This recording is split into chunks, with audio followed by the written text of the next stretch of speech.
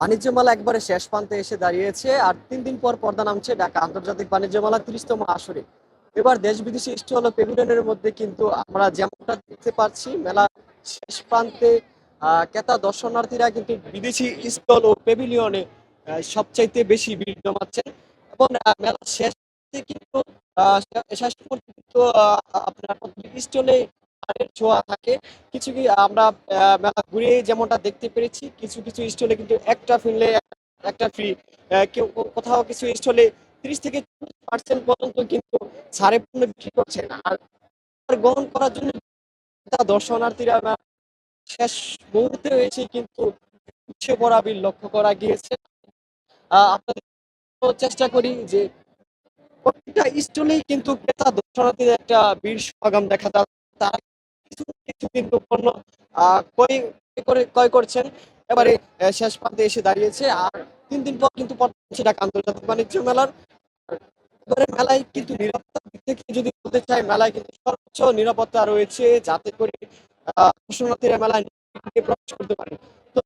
তো স্টলের বিক্রেতা যারা আছে তাদের সাথে কথা বলে আপনাদের জানানোর চেষ্টা করবো যে তারা আসলে শেষ মুহূর্তে বেচা কেনাটা তাদের কেমন হচ্ছে এবং সাপ্তাহিক আর ৩ দিন পর বাণিজ্য মেলা পর্দা নামছেন এবং বাকি 2 দিন ছুটির দিন পাচ্ছেন তারা ছুটির দিনে কেমনটা আশা করছেন।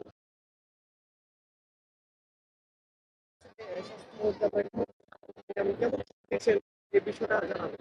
আমাদের প্রোডাক্ট থাকে, এর মধ্যে ডিসকাউন্ট দেওয়া হয়। তো এর মধ্যেই বেচাবিক্রি হচ্ছে আর কি। মোটামুটি আগের থেকে এখন বেচাবিক্রি একটু ভালো। আর 3 দিনের মধ্যে মোটামুটি আশা করছি যে একটু ভালো হবে, এই আশা করছি।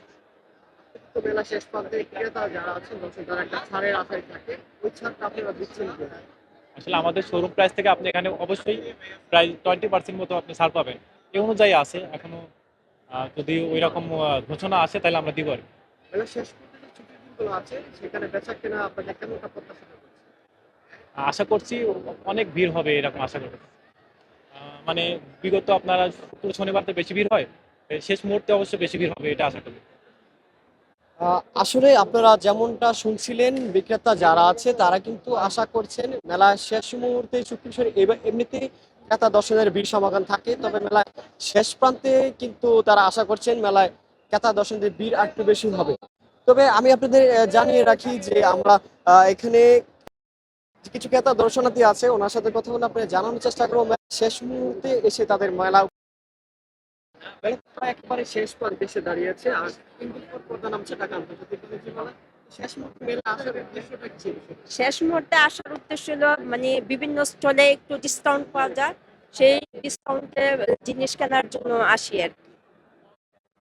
আপনি ঘুরে কেমন দেখলেন? কি দেখলেন? কেমন ডিসকাউন্ট আপনার চোখে পড়েছে?